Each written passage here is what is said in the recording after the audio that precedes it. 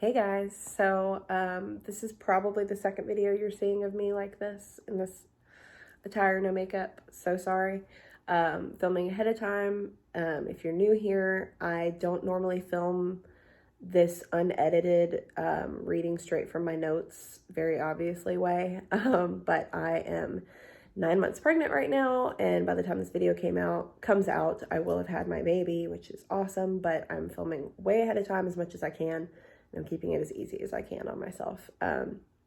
So today's video is a request from Elaine Mentz. Hey Elaine, thank you so much for this. And it is the story of the murder of Marcia Trimble. Just like last week's video, which is probably from last week. If it's not, it's coming up.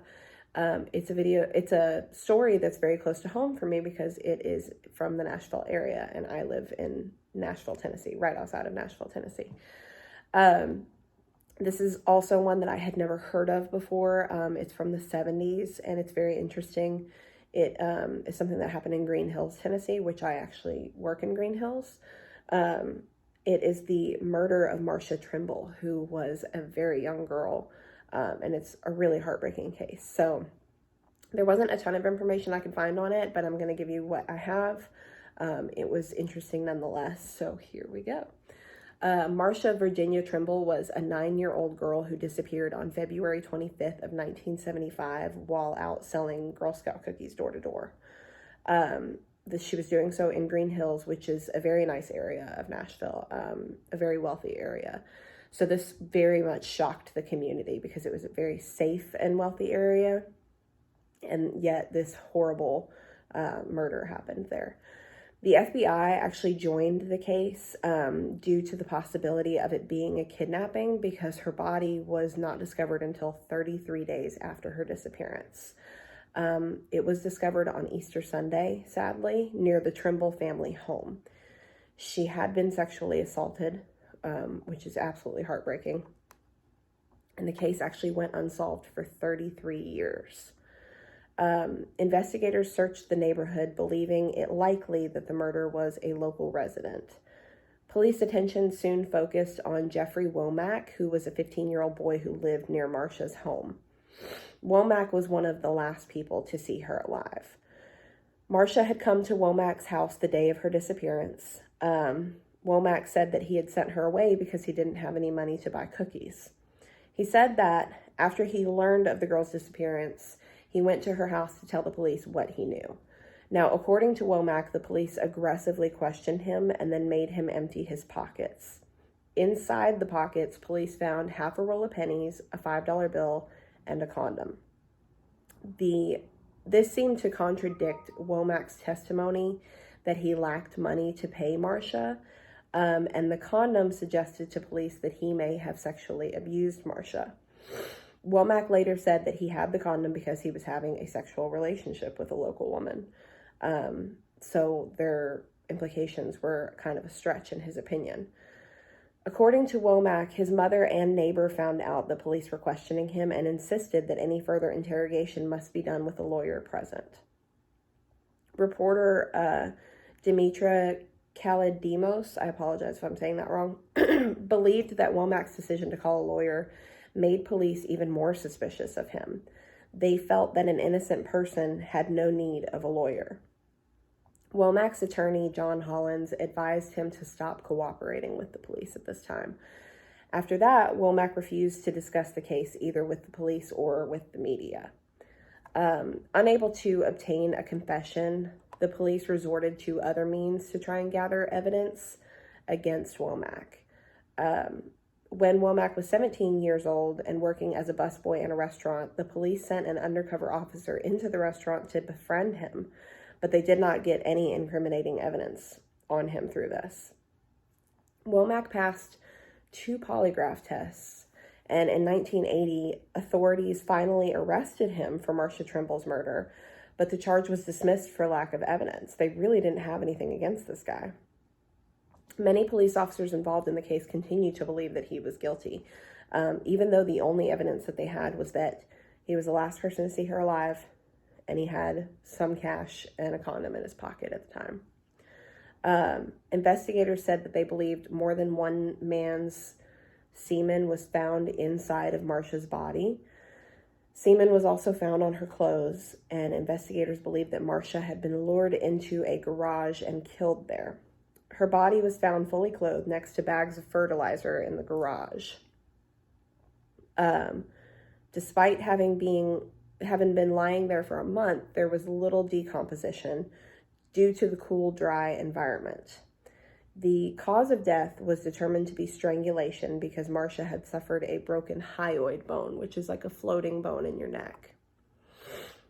It's like the only floating bone in your body or something I've read recently. I know this because I have issues with my hyoid bone. That's really random. I'm sorry. Police found it difficult to determine how many people were involved in the crime. They believed the perpetrator was a juvenile and someone that Marcia knew. This was because dirt that was found on her shoe was mainly on the sole, indicating that she had walked into the garage and not been dragged into it. Semen was found on the girl's blouse and pants, but not on her underwear. Semen was also found in her vagina, but there was no sign of rape or penetration. There was no sign of rape or penetration. Investigators believed Marcia's attacker was either an adolescent boy or a man with a very small penis. Because of the no sign of penetration. DNA tests seemed to indicate that there was semen from as many as 4 different attackers. One investigator doubted this because the samples had actually been poorly preserved. He is quoted to have said, "I'm not confident in the DNA sample that we've got." And the reason for this was because at the time, DNA wasn't really taken seriously. And I'll go into that a little more in a little bit. Sorry, I'm losing my train of thought. In 2008, a different man completely, Jerome Sidney Barrett, was charged with the assault and murder of Marcia Trimble after DNA evidence recovered from her remains linked him to the crime. So it matched him, and they had been hounding this Womack gentleman for years. Barrett had been arrested just days after Trimble's original disappearance on suspicion of the sexual assault of a local university student and was still in jail when Trimble's sexually assaulted body was found. Barrett, despite this, his convictions for attacks on other women and children as well, police had not investigated him in relation to Trimble's murder. They were so obsessed with it being Womack, they completely let this guy get past. On July 18th of 2009, a jury convicted him for Trimble's sexual assault and murder, and he was sentenced to 44 years in prison. The murder happened after these 2 crimes. One was February 2nd of 1975, where a Vanderbilt University student, Sarah DePrez, was murdered near the university, which is located near Green Hills, where Marcia was murdered. He was linked to this crime at the same time that his DNA was linked to Trimble's murder. And on February 17th of 1975, a Belmont University student, which is also right down the road from Green Hills, was raped in Nashville. He was arrested in March of 1975 in connection with this crime and convicted of it a year later.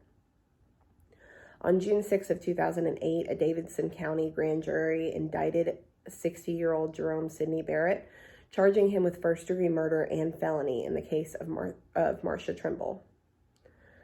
Barrett first took responsibility for the 1975 murder during a private conversation on the rooftop of a Davidson County Criminal Justice Center. During questioning, he said he did not rape her, but he killed her. He said his DNA was on her, but not in her. He once again claimed to have killed Marcia immediately after he had an altercation with another jail inmate. It was during this altercation, the convict says, that Barrett claimed to have killed 4 blue-eyed bitches.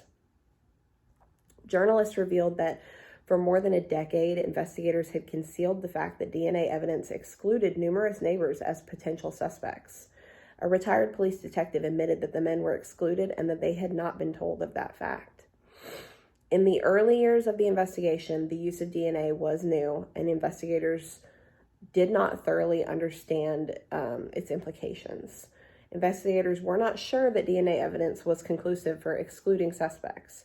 In addition, detectives admitted to the careless handling of Marcia's body, stating that they simply cut her blouse and pants off in the shed without wearing protective gloves.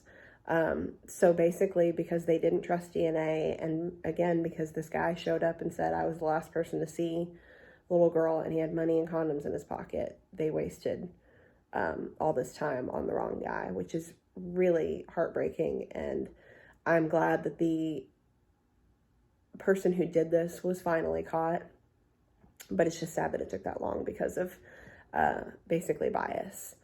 So that is all I have for you guys today. I hope you enjoyed it. I apologize if that's all the information I had on this, but it's an old case and it's sort of hard to find more information on. But as always, I'll link my sources below. If you did like this video, please hit the thumbs up button. If you have any suggestions for videos, true crime or otherwise, please leave those in the comments below. If you would like to see more videos, please hit the subscribe button. I upload new videos every Wednesday. And other than that, I will see you guys next week. Bye.